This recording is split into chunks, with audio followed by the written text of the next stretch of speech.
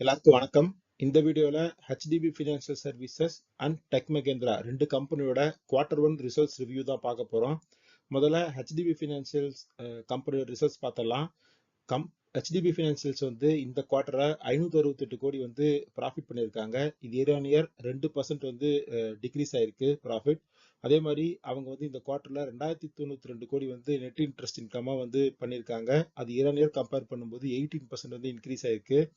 அவங்களோட profit margin வந்து 14.98% இருந்து 12.72% வந்து குறைஞ்சிருக்கு. ஸோ இது வந்து ரிசல்ட்ல வந்து ஒரு நெகட்டிவ். அதே மாதிரி இந்த கம்பெனி வந்து ரீசெண்டாக தான் லிஸ்ட் ஆச்சு. இது வந்து HDFC பேங்கோட ஒரு சப்சிடரி. இந்த கம்பெனி வந்து லிஸ்ட் ஆகும்போது 13% ப்ரீமியம்ல வந்து லிஸ்ட் ஆச்சு. 835 ரூபாயில வந்து லிஸ்ட் ஆன கம்பெனி இப்போ வந்து படிப்படியாக குறைஞ்சி 760 வந்து ட்ரேட் ஆயிட்டு இருக்கு. அது மட்டும் இல்லாமல் அதோட வேல்யூவேஷன் அப்படின்னு பார்த்தா பிரைஸ் டு புக்கா 3.45 டைம்ஸ் இருக்கு. ஸோ இது வந்து கொஞ்சம் ஓவர் வேல்யூடா தான் இருக்கு. கம்பெனியோட அசட் குவாலிட்டி எப்படி இருக்கு அப்படின்னு பார்த்தோம்னா அதோட கிராஸ் என்பிஏ வந்து 2.56% இருக்கு. லாஸ்ட் இயர் இதே டைம்ல 2.26% இருந்தது. அதே மாதிரி கம்பெனியோட நெட் என்பிஏ வந்து 1.1% இருக்கு.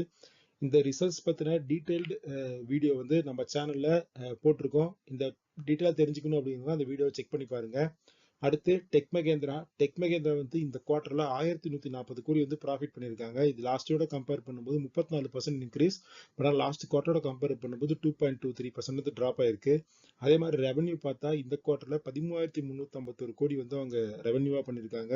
இது லாஸ்டோட கம்பேர் பண்ணும்போது 2.7% வந்து இன்க்ரீஸ் ஆயிருக்கு. பட் ஆனால் குவார்டர்ல 0.25% வந்து ட்ராப் ஆயிருக்கு.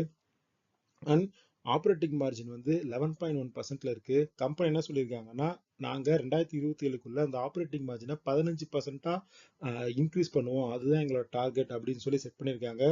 ரிசல்ட்ஸோடு சேர்த்து மேனேஜ்மெண்ட் வந்து எப்படி நாங்க ஆப்ரேட்டிங் மார்ஜினை வந்து இன்க்ரீஸ் பண்ணுவோம், அது மட்டும் இல்லாம நம்ம கம்பெனியோட ஃபியூச்சர் எப்படி இருக்கும் அடுத்தடுத்த குவார்டர்ல அப்படிங்கிறத பத்தி டிஸ்கஸ் பண்ணியிருக்காங்க. அது மட்டும் இல்லாம இந்த கம்பெனியோட வேல்யூவேஷன் பார்த்தா பிஇ வந்து 31 பிஇல இருக்கு.